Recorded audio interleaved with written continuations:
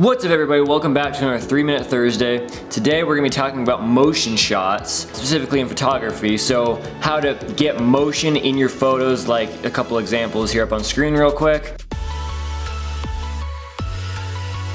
So there's a couple different kinds of motion photos you can do. You can do either a still motion photo where you're capturing that image in its entirety.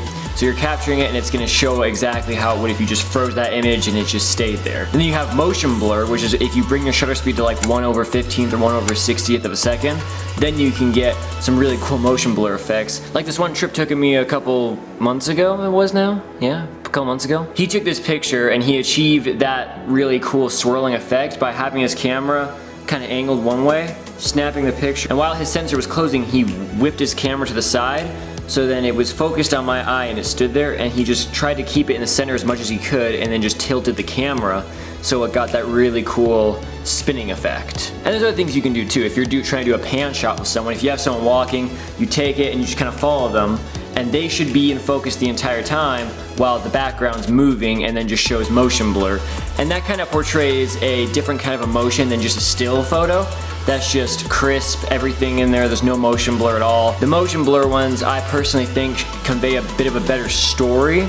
They show a little bit more emotion than just the still ones, depending on what the scene is and what you're trying to portray in a still photo. If it's a happy moment, really touching, loving moment, you're gonna want probably a faster shutter speed so that you're not getting any motion blur and you're capturing that image in its entirety and everything's in focus. The hardest part that people have to remember with motion photos is that it's not gonna be a one time you take the shot once and it's perfect. Kind of like some landscapes can be that way, especially if you're just trying to capture a big scene and it's just pretty much gonna be there the entire time. You can take your time to set up, take one photo, boom, you're done.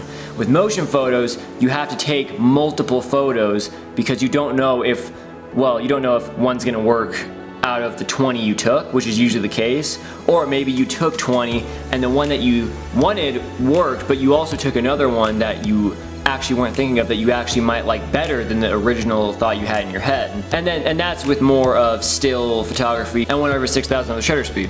But if you're doing motion blur photos, those can take, especially if you're new to it and don't know exactly what you're doing, those can take quite a while because it's a lot of trial and error, especially to get the settings right. So what I recommend for if you're just starting out in motion photography when you're trying to get motion blur is have your camera on either shutter speed priority or manual shooting mode and have your shutter set to 1/15th or 1/60th of a second.